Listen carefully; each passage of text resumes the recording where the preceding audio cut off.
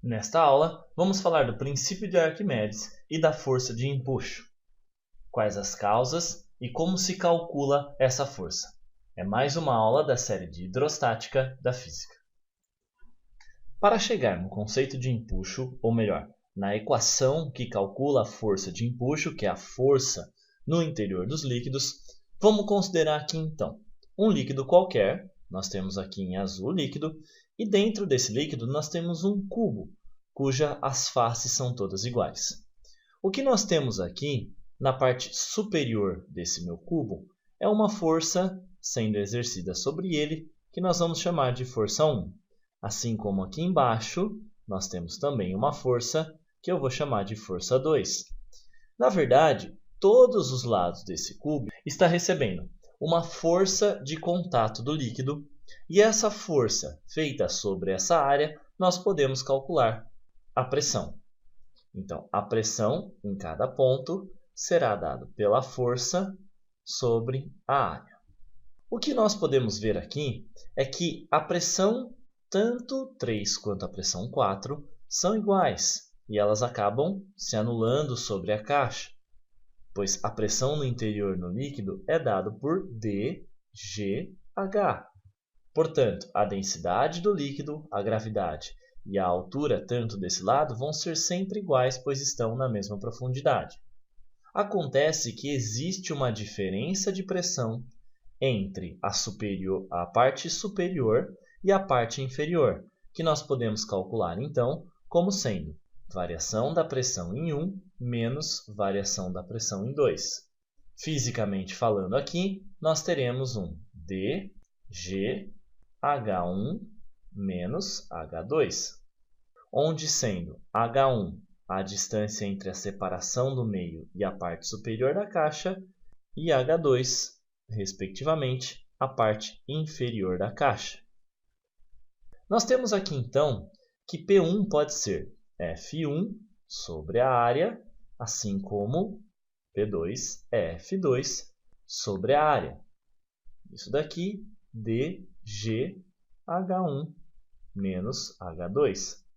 Matematicamente, nós podemos escrever a equação da seguinte maneira: F1 menos F2, mesmo denominador para os dois, densidade do líquido vezes a gravidade, H1 menos H2 vezes A. Perceba que aqui eu não tinha ainda colocado o L, definindo como densidade do líquido, apesar de ter até aqui sempre falado dela. Aqui nós vamos definir apenas para conversão e você não se confundir na formulinha. O que nós vamos fazer agora é utilizar alguns conceitos matemáticos. Nós devemos lembrar que volume nada mais é do que a área da base vezes a altura de um objeto. Portanto, se você observar aqui, nessa parte da expressão, nós temos a área, que seria tanto a área da base quanto a área superior, vezes essa diferença de altura. Se eu pegar H1 menos H2 aqui, em módulo, eu vou ter exatamente a altura do meu cubo. Portanto, esse valor aqui exprime o volume do cubo. E aí ficou-se definido, então, que a expressão de empuxo, representada pela letra E maiúsculo, a flechinha em cima indicando que é vetorial, isso, já que é uma força, é calculado por densidade do líquido, gravidade, vezes volume do corpo que está inserido ou está dentro do líquido. Isso é muito importante, pois você sabe que nem todo o corpo afunda ou vai ficar do jeito que está aqui em equilíbrio no líquido. Alguns corpos flutuam e aí você terá porcentagem desse corpo aqui dentro. E é isso que você vai colocar na fórmula. Então vamos escrever aqui como VC, e eu vou definir, vou escrever aqui para que você não confunda na hora dos seus estudos aí. Tenha exata atenção nisso. VC é volume ocupado pelo corpo no líquido. Muitos materiais escrevem isso como volume do corpo imerso.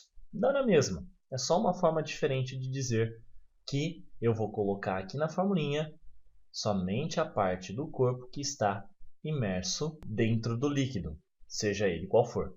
Então preste bastante atenção. Essa é a equação do empuxo.